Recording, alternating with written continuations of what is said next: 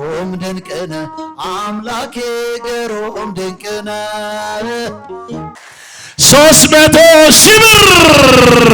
300,000 ብር ያቄባና መንፈሳዊ የጉዞ ማህበር አንጋፋው ጥንታዊው በርቱ ሙሽራይ ሶሎሞን ያለሽ ማርያም አበባይ ሶሎሞን ያለሽ ሎዛ ሚዲያ ሲባል እንደው ክው የሚልም አለ። ያው ክው የሚያደርግ ሚዲያ ሆኖ ነው። እንኳን ለጥላቶቻችን ክው እንኳን አደረገልን ይሁንልን። ስለዚህ ሎዛ ሚዲያ እንደዚህ ኢቨንቶችን በማዘጋጀት ኢቨንት የምንለው እንግዲህ የተለያዩ መርሃ ግብሮች አሉ። ሎዛ ኢቨንት እጅግ በጣም ደስ የሚል ፕሮግራም ነው ያዘጋጀልን። ከምንም በላይ እናመሰግናለን። ከሁሉም ሎዛ ኢቨንት ለየት የሚያደርገው ምንድነው? ሌሎች አጓጉል ቦታዎች ላይ ጊዜውን አያቃጥልም። እጅግ በጣም ለኦርቶዶክስ ጥሩ የሆነ ለሌሎችም ትምህርት የሚሆን አይነት ነገር ነው ያዘጋጀልን። ሎዛ ኢቨንት እጅግ በጣም ደስ ብሎናል።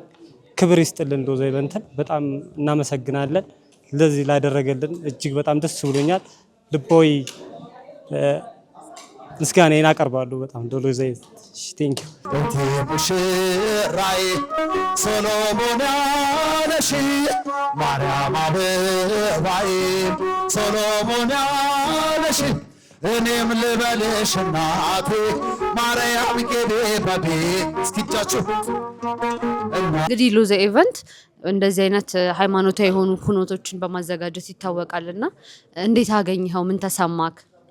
ሎዛ ኢቨንት በጣም አሪፍ ነው። ያው ፕሮግራማችን የተዋበ የተቀደሰና መልካም እንዲሆን አድርጎልናል። እጅግ አድርገን እናመሰግናለን። በዚሁ ይቀጥል። አሪፍ ነው። ቆንጆ ነው። ሰላም ጤና ይስጥልኝ እናቴ። እግዚአብሔር ይመስገን። አሜን። እግዚአብሔር የተመሰገነ ይሁን። እንግዲህ ሎዛ ኢቨንት ሃይማኖታዊ የሆኑ ኩነቶችን በማዘጋጀት ይታወቃልና እንዴት አገኙት? ፕሮግራሙ ምን ተሰማዎት? በጣም ደስ ብሎኛል። ከጠበቅኩት በላይ ነው። ከምሽቱ እና ከጊዜው ማጠር በስተቀር ሁሉ ነገር ያማረ ስለሆነ ለሱም እድሜና ጤና ሰጥቶት አሁንም ብዙ ስራ እንዲሰራ ያድርገው። እኛንም እግዚአብሔር ለፍጻሜ ያብቃን። በጣም አመሰግናለሁ። ግሩም ድንቅነ አምላኬ ግሩም ድንቅነ ግሩም ድንቅነ ጌታዬ ግሩም ድንቅ እስኪጃችሁ ሰው የጣለውን ከምድር ከፍ ታደርጋለህ የተረሳውን የተወደዳችሁ የሎዛ ኢቨንት የሎዛ ሁነቶች ወዳጆቻችን በያላችሁበት ሰላም እግዚአብሔር ይብዛላችሁ። አሁን የምንገኘው አዲስ አበባ መሃል ቦሌ ላይ ነው። ዋሽንግተን ሆቴል ከአዲስ አበባ ላሊበላ፣ ከላሊበላ ጋሸና፣ ከጋሸና ወደ ውስጥ 12 ኪሎ ሜትር ተጉዛችሁ የምታገኙት የጀግኖች የቅዱሳን የቅኔ ሀገር ዋድላ ታሽኮን አቦ አቡነ ኪሮስ፣ አቡነ ገብረ መንፈስ ቅዱስ፣ አቡነ ተክለ ሃይማኖት፣ እናታችን ቅድስት ክርስቶስ ሳምራ ቤተክርስቲያን አራቱ ቅዱሳን ባንድ ላይ ያሉበት ሚዳቋ ቤተ መቅደስ ውስጥ ገብቶ ቅኔ ቆጥሮ የወጣበት በነብር የሚጠበቀው ነብር ግብር የሚለቅምበት በጣም ድንቅ ስፍራ የዓለም ሕዝብ ሁሉ ለማየት የሚጓጓለት ካንሰር፣ ኤችአይቪ፣ ጨጓራ፣ ቲቪ የሚፈውስ ጸበል ያለበት ድንቅ ቦታ ያንን ስፍራ ያንን ግዙፍ ቤተክርስቲያን ለማስፈጸም ከዚህ ከጀርባ የምታያቸው ኮሚቴዎች ለወራት ሲደክሙበት የነበረው ፕሮግራም ነው። ዋሽንግተን ሆቴል ታዋቂ አዋቂ መምህራን፣ ዘማሪያን፣ መሳሪያ ተጫዋቾች፣ የኪነ ጥበብ ባለሙያዎች፣ አትሌቶች ከደቂቃዎች በኋላ ይገባሉ። መርሃ ግብሩ በዚህ መልኩ ይደምቃል ማለት ነው። ሎዛ ደግሞ ይህንን መርሃ ግብር ቀርጾ ለናንተ መልሶ የሚያስተላልፈላችሁ ይሆናል። ሎዛ አያውቅም ዋዛ። እስቲ አንድ ሞራል በርቱ፣ ጠንክሩ። መስከረም ደግሞ አብረን ግሸን እንሄዳለን እንጓዛለን እያለ ነው አንጋፋው ያቄባና መንፈሳዊ ጉዞ ማህበር። ለዚህ ጉባኤ ግን ለዛሬ አለን በርቱልን ብለው ትንሽ ነገር አመጡ። በጣም ያው ትንሽ ልበለኔ 3000 ብር አመጡ። አጨብጭቡ ውስጥ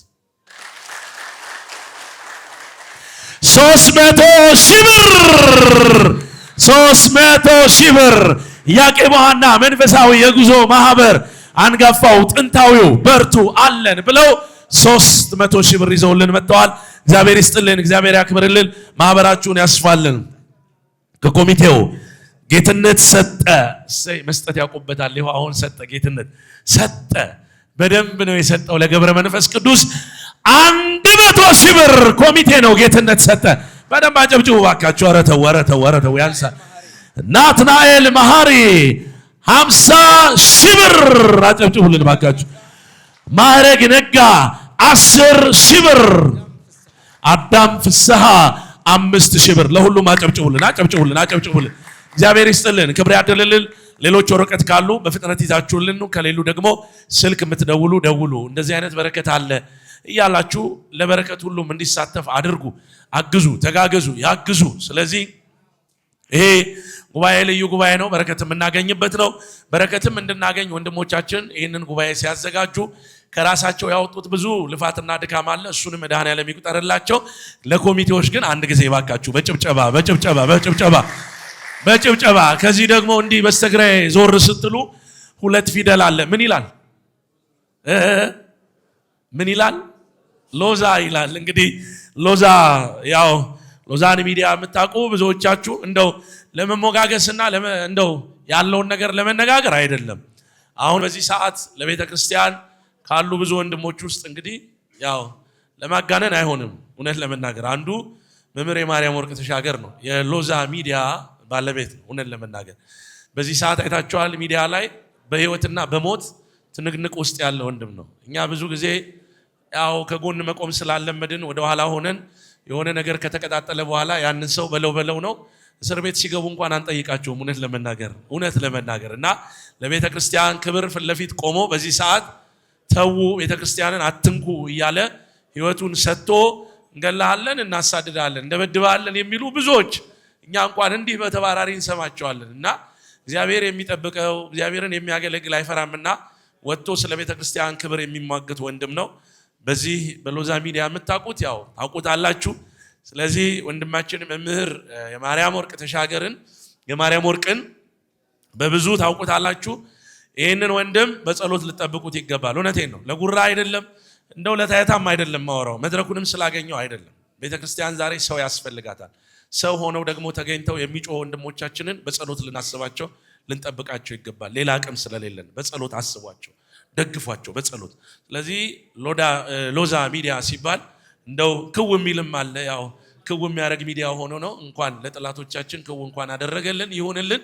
ስለዚህ ሎዛ ሚዲያ እንደዚህ ኢቨንቶችን በማዘጋጀት ኢቨንት የምንለው እንግዲህ የተለያዩ መርሃ ግብሮች አሉ። እነሱን በማዘጋጀት የኦንላይን መርሃ ግብሮችን ቤተክርስቲያንን በመርዳት ገዳማትን በመርዳት በመድረስ የሚታወቅ ሚዲያ ነው። ስለዚህ የተለያዩ መርሃ ግብሮች ካሉ በሐሳባችሁ መታችሁ አማክሯቸው። እንዲህ አይነት ቆንጆ መርሃ ግብሮችን እያዘጋጁ ኦንላይን መርሃ ግብሮችን እያዘጋጁ ገዳማትን አድባራትን ያግዛሉ፣ ይረዳሉ። ስለዚህ እግዚአብሔር በፈቀደልን መጠን የሆነ ማዕበል ሲመጣ ዝቅ ብለን ማሳለፍ ይኖርብናልና ሲያልፍ ማዕበሉ ደግሞ ቀና ብለን ቤተክርስቲያንን ማገልገል ነው። ቀና ብለው እንዲያገለግሉ በጸሎት አስቧቸው፣ ጠብቋቸው። አንዴ ለሎዛ ሚዲያ እግዚአብሔር ይጠብቅ ብላችሁ አመስግኑልን። ብዙ ያልተነገረላቸው ወንድሞች ስላሉ ነው። ሰው ከሞተ በኋላ ወይ ደግሞ ከጠፋ በኋላ ነው አይ ምን አለ በኖረ የምንለው። እያለ ወይም እያሉ ጥቅማቸውን አናውቅም። እውነት ለመናገር ብዙ አገልጋይ በአውደ ምሕረት ላይ በበረሃ ይደክማል፣ ይለፋል። ከሞተ በኋላ ነው እውቅና የሚሰጠው። ሳይሞቱ ግን ልንጠብቃቸው ይገባልና ያኑርልን፣ ሚዲያውን ይጠብቅልን። ግሩም ድንቅነ አምላኬ ግሩም ድንቅነ ግሩም ድንቅነ ጌታዬ ግሩም ድንቅ። እስኪጃችሁ ሰው የጣለውን ከምድር ከፍ ታደርጋለህ፣ የተረሳውን አምላኬ ታስታውሳለህ። ከቤተ ሳይዳ ያነሳል ባልጋ ያለውን መጠመቅ ሽቶን ረዳት ወገን ያጣውን ከኃጢአተኛው ቤት ይገባል እራት ሊበላ። በቀል አያውቅም ጌታዬ ከፍቅር ሌላ።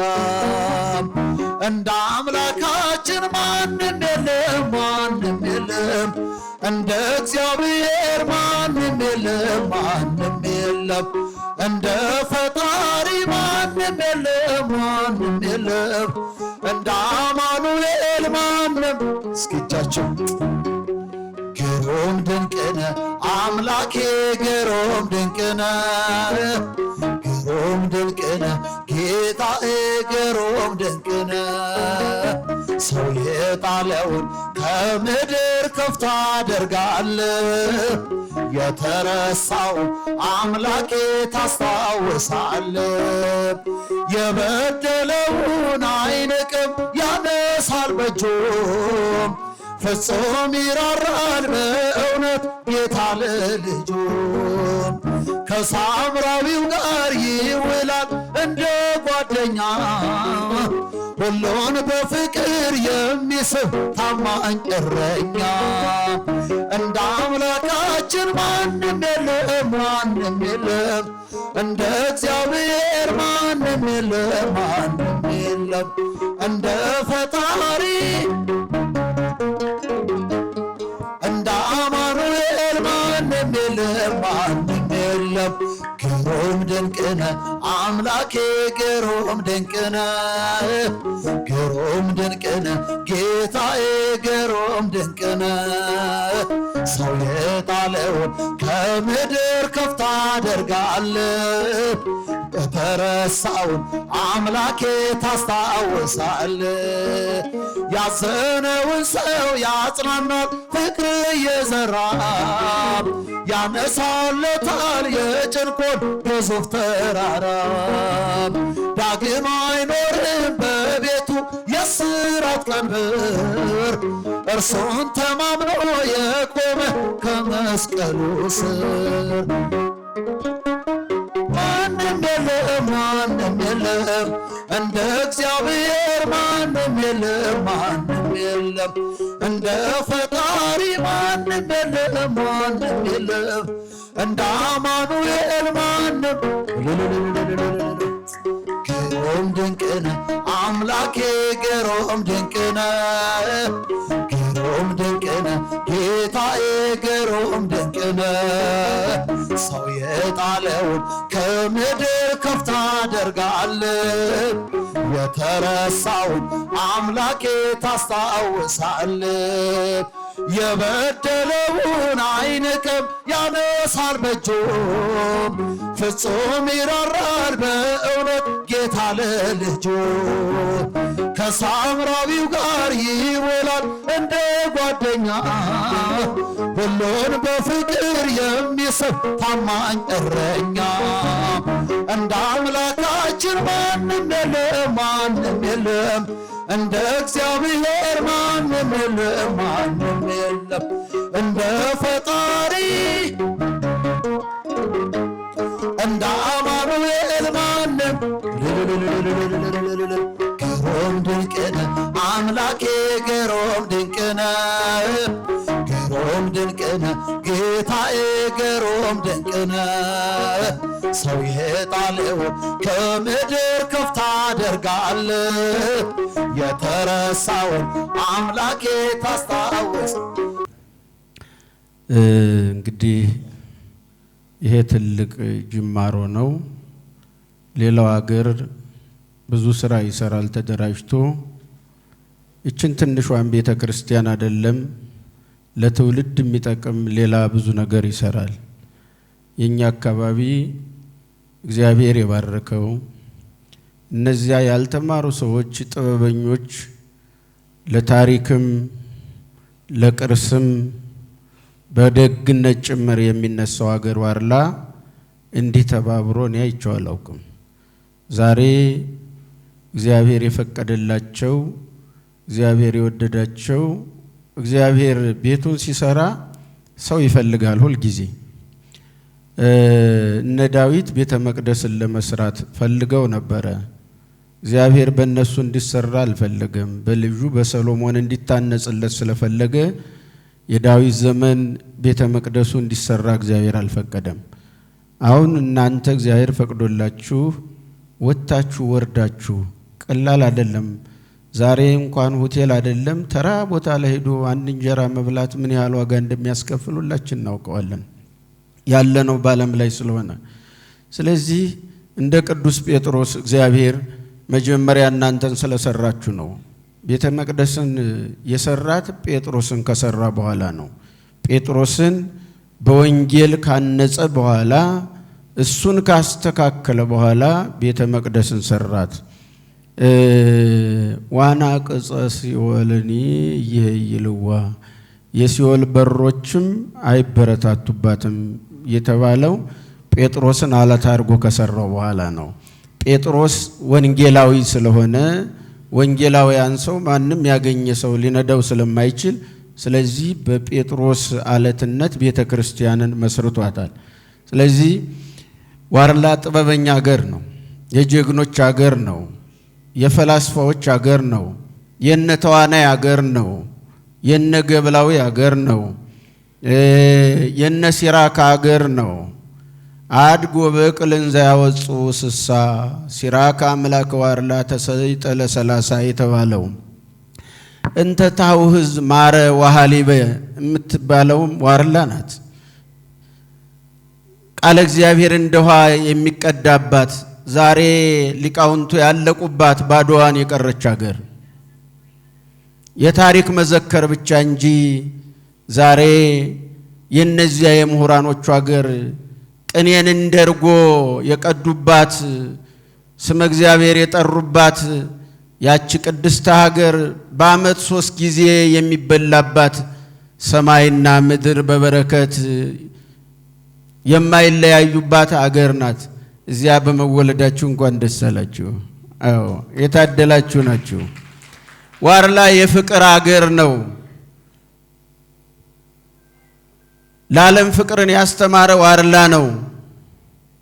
አፈር ልብላልህ የሚል ወደ ቤት የግባ በማርያም በገብርኤል ብሎ የሚጠራ ሳያስተምሩት የተማረ ጥበበኛ ሕዝብ፣ ብልህ ሕዝብ፣ አዋቂ ሕዝብ ነው። በነግራይ መሐመድ ዘመን ስንቱ ዓለም ሲቃጠል ስንቱ ቤተ መቅደስ ሲወድም ዋርላ ላይ የነበሩ ጥበበኞች ግራይ መሐመድን አንድ ዛፍ ሳይቆርጥ በጥበብ ያሳለፉበት የብልህ ሀገር ነው። አባቶቻችን ተሰብስበው ግራይ መሐመድ ሲመጣ ሳር ጎዝጉዘው ይሄ የተቀመጠው ሕዝብ ምንድነው ሲል እርሶን ለመቀበል ነው ሲሉት ይሄን ሀገር ላላጠፋ ዋድ ገብቻለሁ በማለቱ ዋርላ ተባለ። ስለዚህ ያ የበረከት ሀገር ነው።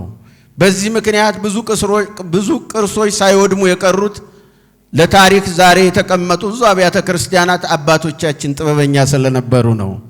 ስለዚህ እነዚህ የጥበበኞች ልጆች ናችሁ። እንኳን ይችን ትልቋን ቤተ መቅደስ ትንሿን ቤተ መቅደስ ሌላም ትሰራላችሁና እናንተ ጴጥሮሶች ናችሁ።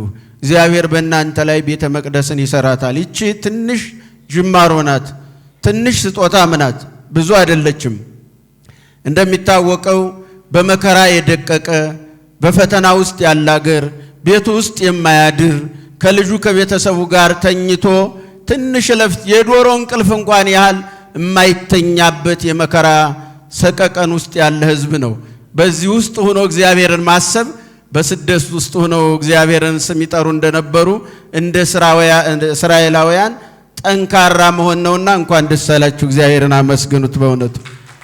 ስለዚህ ይሄንን እንሰራዋለን። ይሄ ቀላል አይደለም። እኛ የራሳችን ታሪክ ለራሳችን ስለማንሆን ብዙ ጊዜ አፍ ያላቸው ሰዎች ስለሚቀሙን እንጂ እንደ ዋርላ ያለ ታሪክ ያለበት ሀገር ምን አለ? ምን አለ? ከዚያ በመወለዳችን ብቻ ያቺ ሰማያዊት ኢየሩሳሌም ናት፣ ሌላ አይደለም። አዎ ሰማያዊት ኢየሩሳሌም ያቺ የፍቅር ምድር፣ ያቺ የበረከት ምድር፣ ያቺ የጀግኖች ምድር፣ ያቺ የጸሎተኞች ምድር ናትና ዛሬ ቅድም ታሪኩን ስናይ እንደው አንድ የገብረ መንፈስ ቅዱስን ታሪክ ላንሳና ታምራቸው ላይ ከገርላቸው ታምሩ ላይ ያለውን ነው። ገብረ መንፈስ ቅዱስ አርካና አበው ከሚባሉ አባቶች አንዱ እሳቸው ናቸው። የእናታቸውን ጡት ያልቀመሱ ደንበር ብሔር ወንዝ ሸንተረር የሌላቸው ከንህሳ ተነስተው ወደ ኢትዮጵያ የመጡ የበረከት አባት ናቸው።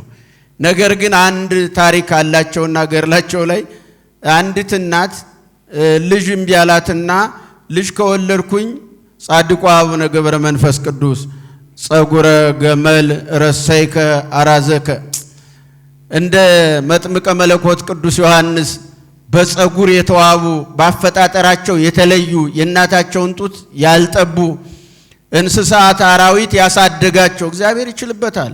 ሰው ይወልዳል እንጂ አሳዳጊ እግዚአብሔር ነው። ይገርማችኋል። እኛንን አሁን ተጠራጣሪ ሆነን ከእግዚአብሔር መንገድ የተለየ ነው።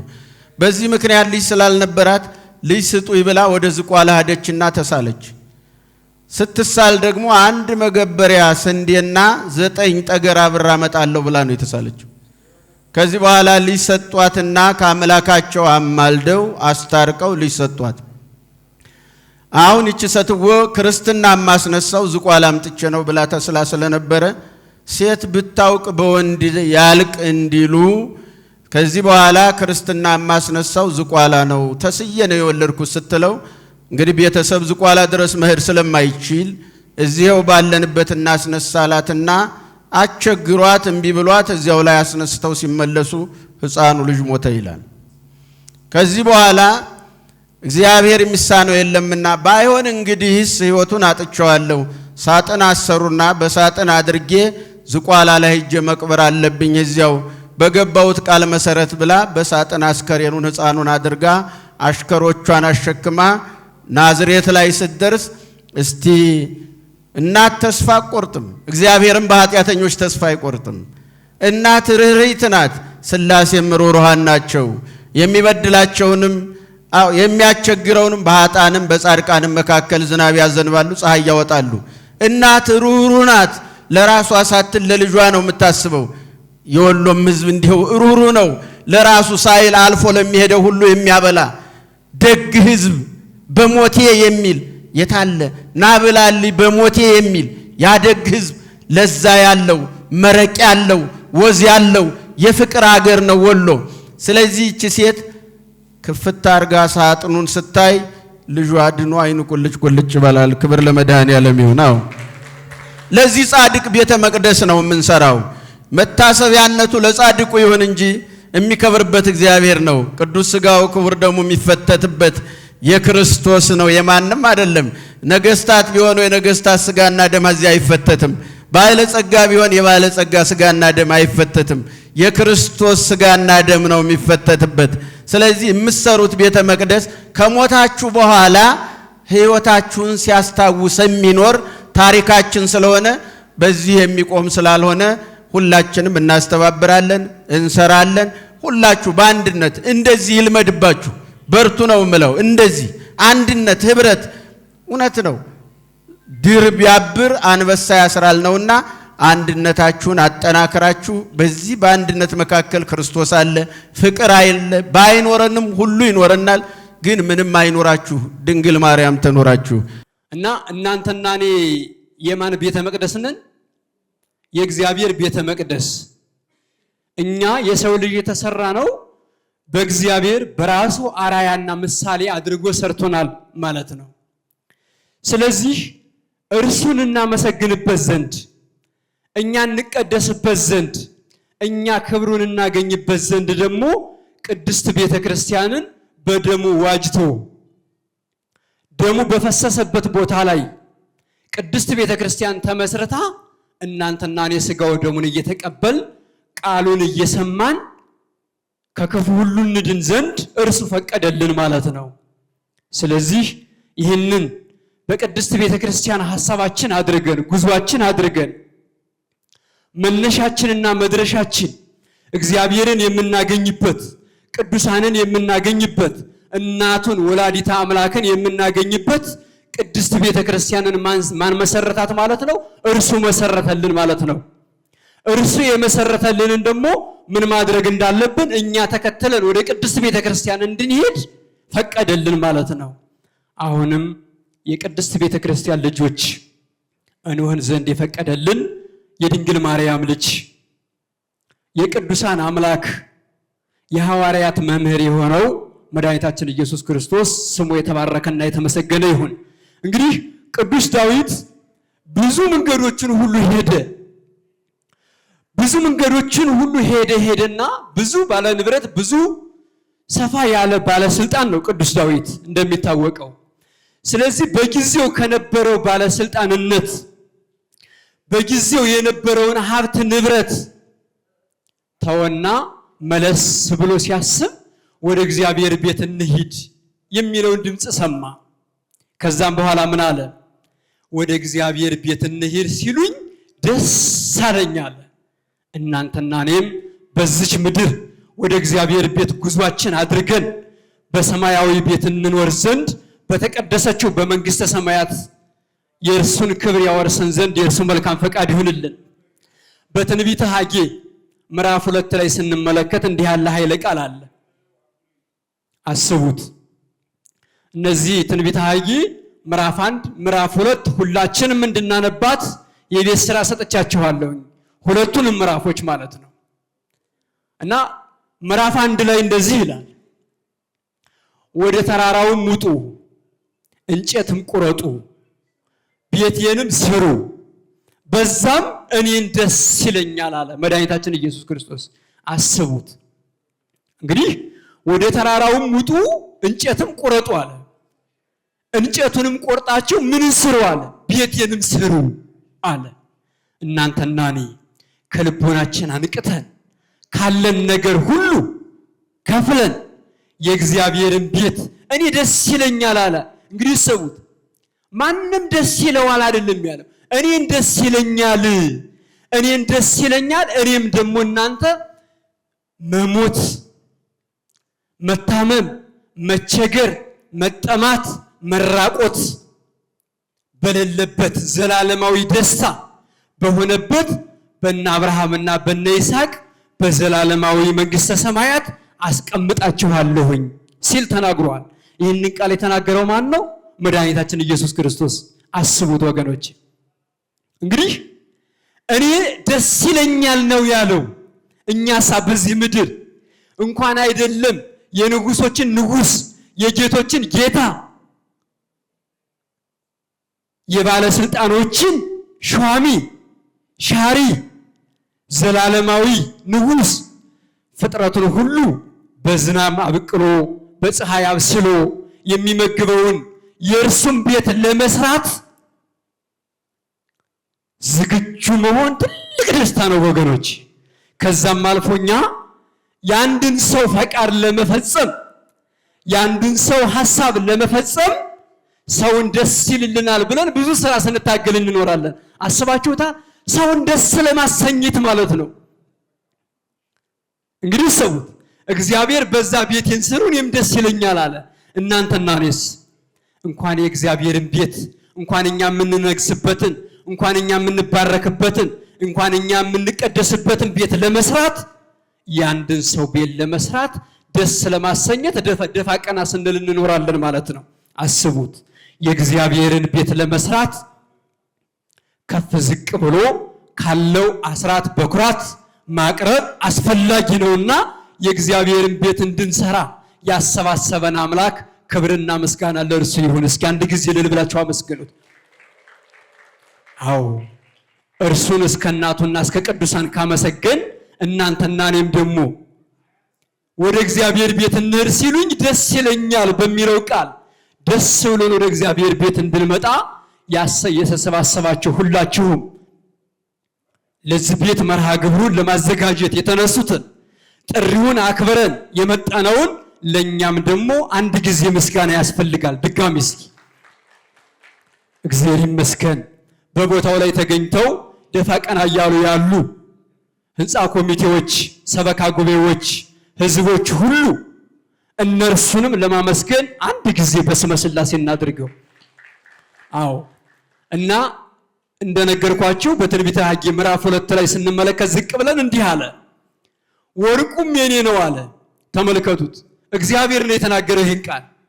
ብሩም የኔ ነው አለ፣ ገንዘቡም የኔ ነው አለ፣ ሀብት ንብረቱም የኔ ነው አለ።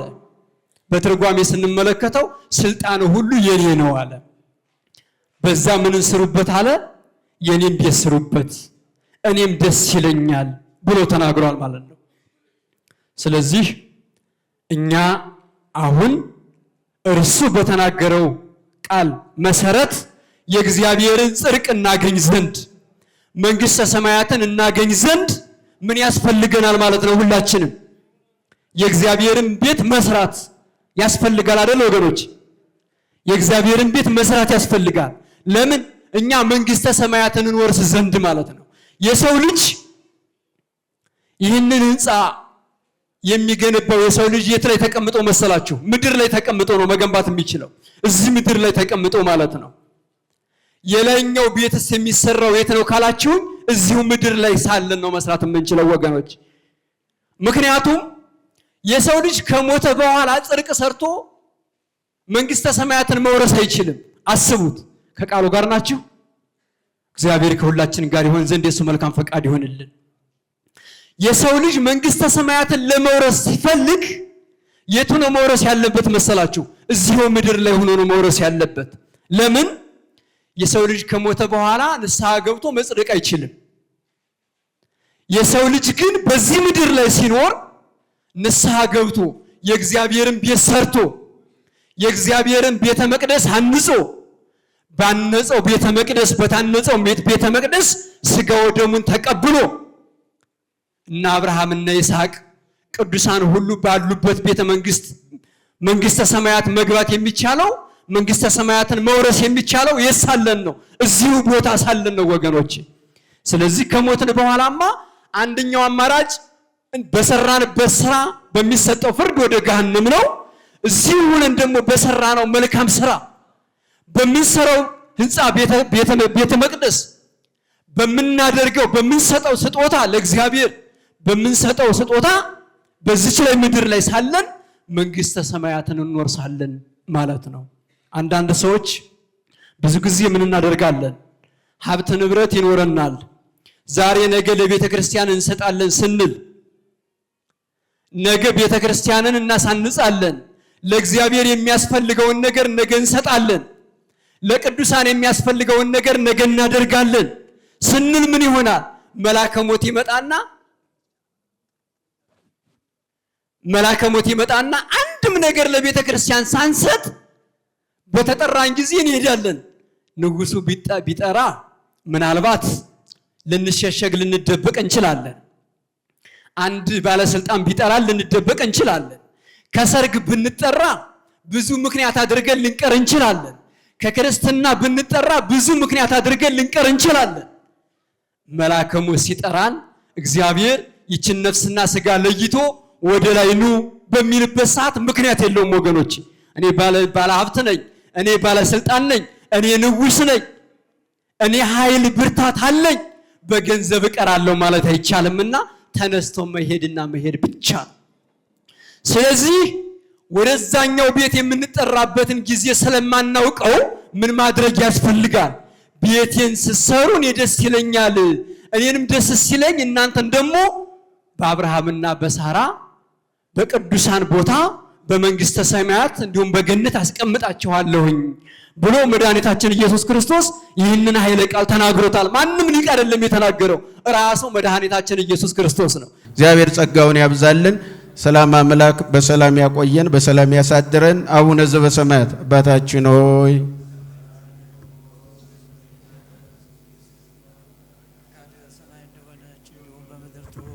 እንጀራችንን ስጠን ዛሬ፣ በደላችን ይቅር በለን እኛም የበደልን ይቅር እንደምንል፣ አቤት ወደ ፈተና አታግባን ከክፉ ሁሉ አድነን እንጂ መንግስት ያንተ ናትና፣ ኃይል፣ ክብር፣ ምስጋና ለዘላለሙ አሜን። እመቤታችን ቅድስት ድንግል ማርያም ሆይ በመልአኩ ቅዱስ ገብርኤል ሰላምታ ሰላም እንልሻለን። በሐሳብሽ ድንግል ነሽ፣ በሥጋሽም ድንግል ነሽ። አሸናፊ እግዚአብሔር እናት ሆይ ሰላምታ ላንቺ ይገባሻል። ከሴቶች ሁሉ ተለይተሽ አንቺ የተባረክሽ ነሽ፣ የማኅፀንሽ ፍሬ የተባረከ ነው። ጸጋን የተመላሽ ቅድስት ሆይ ደስ ይበልሽ፣ ልዑል እግዚአብሔር ካንቺ ጋር ነውና ከተወደደው ልጅ ከጌታችን ከመድኃኒታችን ከኢየሱስ ክርስቶስ ዘንድ ይቅርታና ምሕረትን ለምኝልን ኃጢአታችንን ያስተሰርይልን ለዘላለሙ አሜን። ኮኑ ፍቱሐነ ወንጹሐነ ይረሴኒ ወይረሴክሙ ድሉዋነ ለመንግሥተ ሰማያት እግዚኦ መሐረነ ክርስቶስ።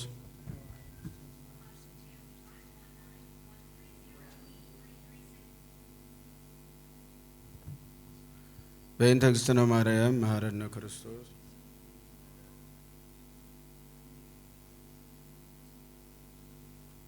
ኦ እግዚእ ኢየሱስ ክርስቶስ ሰራይ ኃጢአት ሰራይ ኃጢአት ወኃጢአተ ኩሉ ሕዝብ ከማይሰራ ኃጢአት እግዚአብሔር ይፍታ።